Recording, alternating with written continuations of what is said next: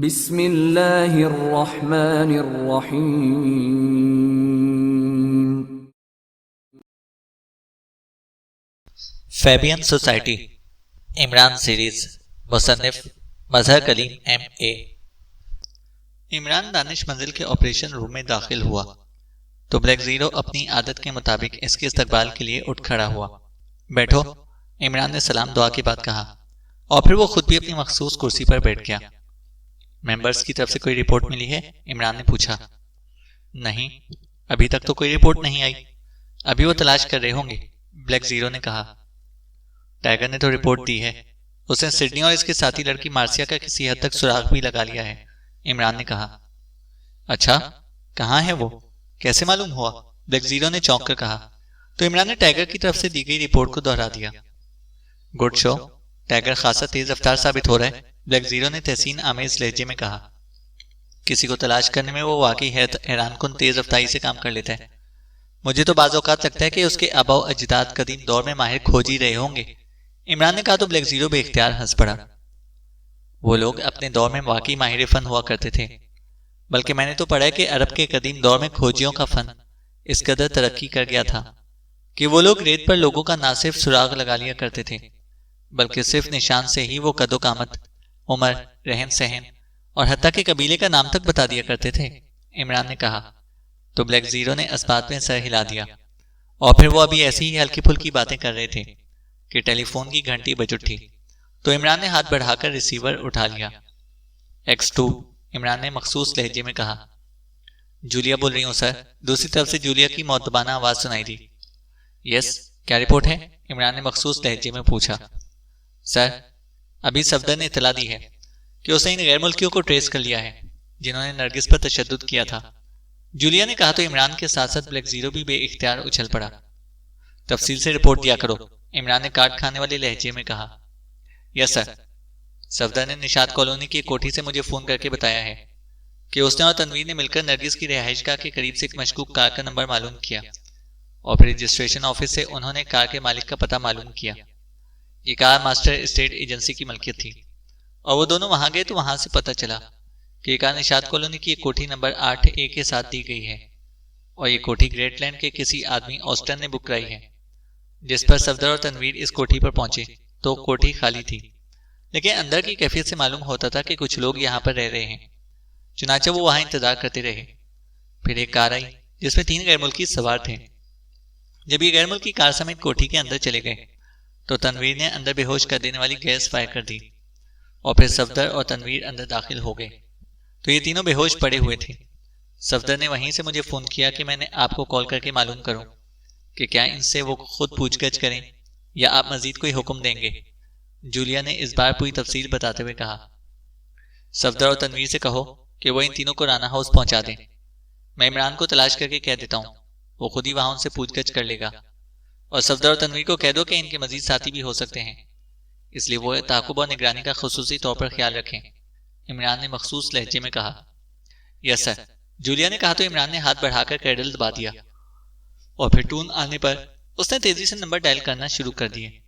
Rana house, राब्ता कायम होते ही जोसेफ की आवाज सुनाई दी। अली इमरान बोल रहा हूँ जोसेफ। सफदर और तनवीर 3 गैर मुल्कियों को लेकर राना हाउस आ रहे हैं।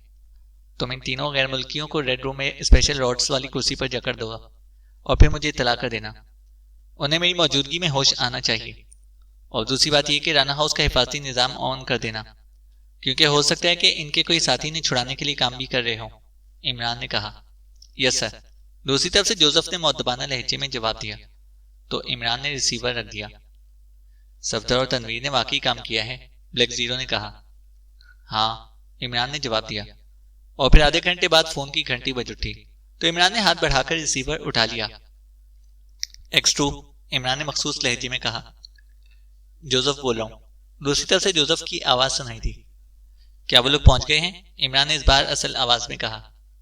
यस बॉस, और मैंने उन्हें आपके हुक्म के मुताबिक रेड रूम की स्पेशल रॉड्स वाली कुर्सियों पर जकड़ दिया है और राना हाउस का हिफाजती निजाम भी ऑन कर दिया है, जोसेफ ने तफसील बताते हुए कहा।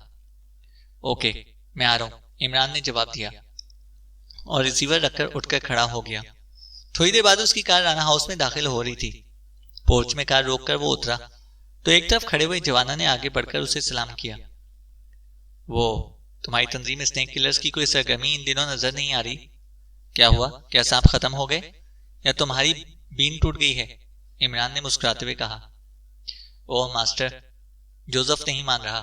उसका कहना कि ख्वाम-ओ-ख्वाह की कत्लो गारत शुरू हो जाती है और आप नाराज हो जाते हैं, जवाना ने जवाब दिया।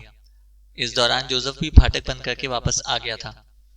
तुम ख्वाम-ओ-ख्वाह की कत्लो गारत ना किया करो, बल्कि सिर्फ जरूरी कत्लो गारत किया करो, इमरान ने मुस्कुराते हुए जवाब दिया। उसके साथ ही वो अंदरूनी तरफ को बढ़ गया। मास्टर, मैंने तो ख्वाम-ओ-ख्वाह की कत्लो गारत का सोचा भी नहीं, और ख्वाम-ओ-ख्वाह की कत्लो गारत तो तब हो जब रकम लेकर बेगुनाहों को खत्म करूं। ये तो सभी स्नेक होते हैं, छोटे हों या बड़े, जवाना ने भी इसके पीछे चलते हुए कहा। बड़े बड़े अजदहों का खात्मा करो, फिर ये छोटे छोटे सांप खुद ही खौफजदा होकर बिलों में छुप जाएंगे, इमरान ने कहा। ओके मास्टर, जवाना ने कहा और इमरान से हिलाता हुआ रेड रूम की तरफ बढ़ गया। जोसेफ खामोशी से इसके पीछे आ रहा था। रेड रूम में 3 गैर मुल्की कुर्सियों पर जकड़े हुए बेहोशी के आलम में मौजूद थे। ये मेकअप में हैं, इनके मेकअप वॉश करो, इमरान ने इनके सामने कुर्सी पर बैठते हुए कहा। तो जोसेफ सर हिलाता हुआ एक अलमारी की तरफ बढ़ गया। इसने अलमारी में से मेकअप वॉशर निकाला और अलमारी बंद करके वो इन बेहोश गैर मुल्कियों की तरफ बढ़ गया। थोड़ी देर बाद इसने इन तीनों के मेकअप साफ कर दिए। हाँ, ये डेविड है, इसे मैं जानता हूं। लेकिन क्या तुमने सफदर से इस गैस का एंटी पूछ लिया था, जिस गैस से इन्हें बेहोश किया गया था?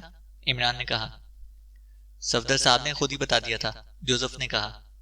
तो फिर इन्हें होश में लेकर आओ, इमरान ने कहा। तो जोसेफ ने मेकअप वॉशर अलमारी में रखा और फिर इसमें से एक बोतल उठाकर वो मुड़ा और इन तीनों की तरफ बढ़ा। उसने बोतल का ढक्कन खोला और इसका दहाना एक गैर मुल्की की नाक से लगा दिया।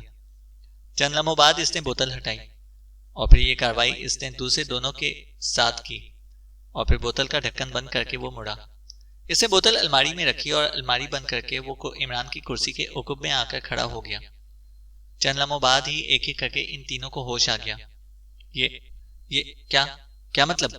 ये, इन तीनों ने होश में आती बौखलाए हुए अंदाज में कहा और इसके साथ ही उन्होंने लाशोरी तौर पर उठने की कोशिश की, लेकिन जाहिर है कि रॉड्स में जकड़े होने की वजह से वो सिर्फ कसमसाकर ही रह गए। डेविड, तुम तो मुझे जानते हो, इमरान ने मुस्कुराकर डेविड की तरफ देखते हुए कहा। ओह तुम इमरान, ओह क्या मतलब? डेविड ने इंतहाई हैरत भरे लहजे में कहा। तुम्हारे साथ स्पेशल एजेंसी के एस सेक्शन का इंचार्ज ऑस्टन है और ये तीसरा भी यकीनन उसी सेक्शन का ही आदमी होगा, ऑस्टन। और तुमने यहाँ एक मकामी लड़की को अगवा किया और फिर इस पर इंतहाई बेरहमाना अंदाज का तशद्दुद किया। क्योंकि तुमने उसे हलाक नहीं किया था, इसलिए तुम भी अभी तक जिंदा नजर आ रहे हो, इमरान ने खुश्क लहजे में कहा। ओह क्या मतलब? हमारा किसी मकामी लड़की से क्या ताल्लुक? डेविड ने रुक रुक कर कहा। तुम दोनों इससे फैबियन सोसाइटी के बारे में मालूम के आदमी सिडनी के बारे में मालूम करना चाहते थे, जो ब्लू मून क्लब में रिहाइश पजीर था, और फैबियन सोसाइटी का एक आदमी ग्रेट लैंड में तुम्हारे हाथ लग गया था। गो के इसने सोसाइटी के असूल के मुताबिक खुदकुशी कर ली थी, लेकिन उसकी डायरी तुम्हारे हाथ लग गई, जिसमें ब्लू मून क्लब का नाम, उसका फोन नंबर और सिडनी का नाम मौजूद था। तुमने उसे फोन किया तो इसने स्पेशल कोड पूछा, तो तुम ना बता सके, इसलिए वो वहां से रोपोश हो गया। ये लड़की नरगिस चौंके ग्रेट लैंड में पढ़ती रही है, इसलिए वो सिडनी से मिलती रहती थी। बहरहाल जो कुछ उसे मालूम ना था वो कैसे बता सकती थी। फिर तुमने ब्लू मून क्लब के एक वेटर से सिडनी की दोस्त लड़की मार्सिया के बारे में मालूमात हासिल की, और इस वेटर से तुम्हें मालूम हुआ कि समंदर में असलहे का एक स्मगलर जैकी भी मार्सिया से मिलता जुलता रहता है। क्या मैं दुरुस्त कह रहा हूं? इमरान ने तफसील बताते हुए कहा। तो इन तीनों की आंखें महावरतन नहीं बल्कि हकीकतन हैरत की शिद्दत से कानों तक फैलती चली गई। तुम्हें यह सब कुछ कैसे मालूम हो गया? ओह, ऐसा तो मुमकिन ही नहीं है, इस बार ऑस्टन ने कहा तो इमरान बेइख्तियार हंस पड़ा। वाकई मुझे मालूम ना हो सकता अगर तुम इस लड़की पर तशद्दुद ना करते, क्योंकि नरगिस मेरी अजीजा है। उसके जख्मी होकर अस्पताल पहुंचने की तला मिलने पर मैं इसकी अयादत के लिए गया तो मेरे इल्म में सिडनी का नाम आया और फिर फैबियन सोसाइटी के बारे में मालूम हुआ। उसके बाद ग्रेटलैंड से मुझे ये सारी मालूमात मिल गई। इसके बाद मेरे आदमी इस वेटर से भी मिले जिसने तुम्हें मार्सी और जैकी के बारे में बताया था, इमरान ने कहा। लेकिन तुमने हमारी कोठी कैसे ट्रेस कर ली? ऑस्टन ने होठ चबाते हुए कहा। यह सब तुम्हारी हिमाकत की वजह से मुमकिन हुआ है। तुमने उस कोठी में मौजूद कार को नरगिस के अगवा में इस्तेमाल किया, और नरगिस की रिहाइशगाह के करीब से इस कार के बारे में ना सिर्फ मालूम हुआ बल्कि उसका नंबर भी मालूम हो गया और रजिस्ट्रेशन ऑफिस से ही मालूम हो गया कि इस नंबर की कार मास्टर स्टेट एजेंसी के नाम रजिस्टर्ड है। वहां से तुम्हारी रिहाइशगाह का इल्म हो गया जो तुमने अपने असल नाम से बुक कराई थी। तुम्हारी कोठी पर रेड किया गया तो तुम कहीं गए हुए थे, इसलिए मेरे आदमी तुम्हारा इंतजार कर रहे थे। जब तुम वापस आए तो तुम्हारी कोठी में बेहोश कर देने वाली गैस फायर की गई और फिर तुम्हें वहां से उठाकर यहाँ पर ले आया गया। इमरान ने बड़े सादा से लहजे में जवाब दिया। तो ऑस्टन और डेविड ने बेख्तियार तवील सांस लिए। मुझे एतराफ है मिस्टर इमरान कि मैं अब तक यही समझता रहा कि तुम्हारे बारे में जो कुछ सुना जाता है वो सिर्फ प्रोपेगेंडा है, लेकिन अब मुझे यकीन आ गया है कि जो कुछ बताया जाता रहा है वो बेहद कम है। तुम वाकई जादूगर हो, ऑस्टन ने कहा। तुम्हारा शुक्रिया ऑस्टन, लेकिन इसमें जादूगरी वाली कोई बात नहीं। तुम लोग स्पेशल एजेंसी के एजेंट हो, इसके बावजूद तुमने इंतहाई अहमकाना अंदाज में कोठी हासिल की। इंतहाई अहमकाना अंदाज में एक मकामी लड़की को अगवा करके उस पर तशद्दुद भी किया। इस तरह मुझे मालूमात हासिल करने का मौका मिल गया, वरना ये काम अच्छे अंदाज में भी किया जा सकता था, इमरान ने कहा। हमारे जहन में ये तस्वुर ही ना था कि तुम हमारे पीछे लग सकते हो, क्योंकि ये काम ना तुम्हारी हुकूमत के खिलाफ था और ना उससे तुम्हारी हुकूमत का कोई ताल्लुक था, वरना शायद हम इस अंदाज में काम ना करते। इस बार डेविड ने जवाब दिया। तुम तो मुझे अच्छी तरह जानते हो। तुम्हें सिडनी को तलाश करना था तो सीधे मेरे पास आ जाते या वहां से मुझे फोन कर देते, मैं सिडनी को तलाश कर लेता। और अगर तुम ऐसा ना करना चाहते तो फिर हुकूमत ग्रेटलैंड हुकूमत पाकिस्तान से दरख्वास्त कर सकती थी, क्योंकि अब तो बैन अल-अक़वामी सतह पर दहशतगर्दी के खिलाफ काम करने का मुआहिदा भी हो चुका है और फैबियन सोसाइटी बहरहाल दहशतगर्द कार्रवाइयों में मुलविस है, इमरान ने कहा। हम दरअसल इस सिडनी से मालूम करना चाहते थे कि वो यहाँ पाकिस्तान में क्यों मौजूद है, और हमें ये मालूम है कि सिडनी को अगर ये मालूम हो जाता कि उसकी तलाश की जा रही है तो उस सोसाइटी के असूल के मुताबिक फौरन खुदकुशी कर लेता, और ऐसे लोगों के बहरहाल हुकूमती आदमियों से राब्ते रहते हैं, इसलिए उसे इत्तला मिल जानी थी, ऑस्टन ने जवाब देते हुए कहा। देखो ऑस्टन, तुमसे मेरी पहली मुलाकात हो रही है, जबकि डेविड मुझे तुमसे ज्यादा अच्छी तरह जानता है और मेरा दोस्त भी रहा है। मुझे तुम्हारी इन सरगर्मियों से वैसे भी तो कोई दिलचस्पी नहीं है, क्योंकि तुम बहरहाल पाकिस्तान के मफाद के खिलाफ काम नहीं कर रहे, लेकिन मुझे ये बात कतई पसंद नहीं कि तुम मुझसे गलत बयानी करो। मुझे मालूम है कि फैबियन सोसाइटी इन मायनों में दहशतगर्द नहीं करती जिन मायनों में ग्रेटलैंड ने उसे मशहूर कर रखा है। दरअसल फैबियन सोसाइटी ग्रेटलैंड के मौजूदा शाही निज़ाम के खिलाफ काम कर रही है और ग्रेटलैंड के हुक्काम इसका खात्मा करना चाहते हैं, लेकिन आज तक इन्हें फैबियन सोसाइटी का नेटवर्क ट्रेस करने में कामयाबी नहीं हो सकी। तुम्हारा यहाँ आना और इस तरह की कार्रवाई करने से जाहिर होता है कि सिडनी इस सोसाइटी का कोई अहम रुकन है। तो मुझे सब कुछ सच सच बता दो, तो हो सकता है कि उल्टा मैं तुम्हारी मदद करूं, इमरान ने इस बार संजीदा लहजे में कहा। तुमसे वाकई कोई बात नहीं छुपाई जा सकती। जो कुछ तुमने कहा है वो दुरुस्त है। हमारी इत्तला बाकी यही है कि सिडनी सोसाइटी का अहम रुकन है और हम इसके जरिए सोसाइटी का मरकजी नेटवर्क ट्रेस करना चाहते हैं। ऑस्टन ने एक तवील सांस लेते हुए कहा। तुम्हारा क्या अंदाजा है कि सिडनी पाकिस्तान में क्यों रह रहे हैं? इमरान ने कहा। मार्सिया की जैकी से मुलाकात और फिर हमारी जैकी से मुलाकात के बाद हम इस नतीजे पर पहुंचे हैं कि सिडनी यहाँ से असलाह ग्रेटलैंड सोसाइटी को सप्लाई करता है और इसने यहाँ का बाकायदा नेटवर्क कायम कर रखा है, ऑस्टन ने कहा। तुम्हें नेटवर्क का ख्याल कैसे आया? इमरान ने पूछा। हम इस जैकी से मिले थे। जैकी से हम स्कॉटलैंड के अफराद बनकर मिले थे और हमने टिप के तौर पर मार्सिया का नाम इस्तेमाल किया था और असलहे की सप्लाई की बात की थी, तो उसने हामी भर ली और यह भी बता दिया कि मार्सिया से उसका ताल्लुक भी असलहे की स्मगलिंग के सिलसिले में है। वो खुसूसी असलहे की भारी खेप ग्रेटलैंड स्मगल करता रहता है। हमने इससे मार्सिया और सिडनी के बारे में पूछगछ की तो उसने बताया कि मार्सिया यहाँ दारुल हुकूमत की जेस्को क्लब में रहती है। सिडनी के बारे में उसने कुछ भी नहीं बताया तो हमने उसे हलाक कर दिया और फिर हम समंदर से सीधे जेस्को क्लब पहुंचे, लेकिन वहां हमने हर मुमकिन कोशिश की, लेकिन ना ही मार्सिया के बारे में कुछ मालूम हो सका और ना ही मार्सिया के कदोकामत की किसी लड़की के बारे में मालूम हो सका। तो हम वापस कोठी पहुंचे और फिर वहां जो कुछ हुआ वो तुम जानते ही हो। इससे ये बात बहरहाल साबित हो गई है कि सिडनी और मार्सिया मिलकर ग्रेटलैंड की फैबियन सोसाइटी को असलाह सप्लाई करते हैं और जाहिर है कि ऐसे लोग मरकजी हैसियत ही रखते हैं, ऑस्टन ने तफसील से जवाब देते हुए कहा। ठीक है, तुमने दुरुस्त कहा है, मेरा भी यही ख्याल था, लेकिन तुमने जिस तरह मार्सिया के बारे में जेस्को क्लब से मालूमात हासिल की हैं, इससे लामहला मार्सिया को और मार्सिया के जरिए सिडनी को यह इत्तला मिल चुकी होगी इसलिए अब उसके सामने दो ही सूरतें होंगी, या तो वक्ती तौर पर मुल्क छोड़ देंगे या फिर इस अंदाज में रुपोश हो जाएंगे कि तुम इन्हें तलाश भी ना कर सकोगे। इमरान ने कहा। हाँ, तुम्हारी बात दुरुस्त है, ऑस्टन ने जवाब दिया। ओके, गो के तुमने नरगिस पर तशद्दुद करके अच्छा नहीं किया, लेकिन चूंकि नरगिस मेरी अजीजा है और इसलिए इसके बारे में मैंने तुमसे कोई सलूक किया तो ये मेरा जाती इंतकाम समझा जाएगा, और मैं जाती इंतकाम लेने का कायल नहीं हूं। जैकी को तुमने हलाक जरूर किया है, लेकिन जैकी बहरहाल मुजरिम था, इसलिए मैं तुम्हें आज़ाद कर रहा हूं। लेकिन ये बात एक बार फिर तुम पर वाज़ेह कर दूं कि तुमने अगर पाकिस्तान के मफाद के खिलाफ कोई काम किया या पाकिस्तान के किसी शहरी को कोई तकलीफ पहुंचाई तो फिर इसका खमियाजा भुगतना पड़ेगा। इमरान ने कहा। ठीक है, हम खुसूसी तौर पर इसका ख्याल रखेंगे, ऑस्टन ने कहा। इमरान, क्या तुम हमारी मदद कर सकते हो? अचानक डेविड ने कहा। नहीं, मैं किसी दूसरे के मसले में उलझना नहीं चाहता, इमरान ने कहा। कुर्सी से उठकर खड़ा हो गया। जोसेफ, मेरे साथ आओ, इमरान ने कहा और तेजी से बैरूनी दरवाजे की तरफ मुड़ गया। हमें खोल तो दो, ऑस्टन ने कहा, लेकिन इमरान बगैर कोई जवाब दिए बाहर निकल गया। जोसेफ, इन्हें गैस से बेहोश करके निशात कॉलोनी की कोठी नंबर 8A में डाल देना और फिर इन्हें एंटी गैस सुंघाकर खुद फौरन वापस आ जाना, इमरान ने जोसेफ से कहा, और खुद वो तेज तेज कदम उठाता बैरूनी हिस्से की तरफ बढ़ता चला गया। टाइगर की कार खासी तेज रफ्तारी से ग्रीनवुड कॉलोनी की तरफ बढ़ी चली जा रही थी। उसे नेशनल स्टेट एजेंसी से मालूमात हासिल कर ली थी, लेकिन वहां सिडनी के नाम से कोई बुकिंग ना थी।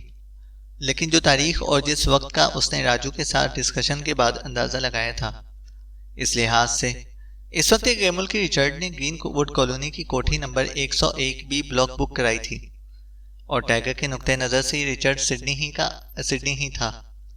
यही वजह थी कि वो अब खासी तेज रफ्तारी से ग्रीनवुड कॉलोनी की तरफ बढ़ा चला जा रहा था।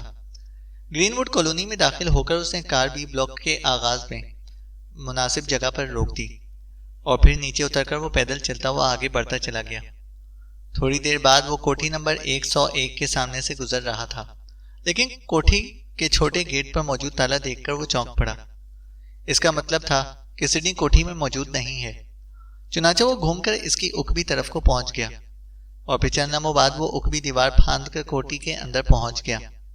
वो सिडनी की अदम मौजूदगी में कोठी की मुकम्मल तलाशी लेना चाहता था, लेकिन कोठी में दाखिल होने के बाद जब उसने चेकिंग की तो वो बेइख्तियार चौंक पड़ा, क्योंकि वहां किसी किस्म का भी कोई असलहा मौजूद ना था। अलबत्ता वहां ऐसे आसार मौजूद थे कि जिससे जाहिर होता था कि वहां बहरहाल कुछ लोग रहते रहे हैं।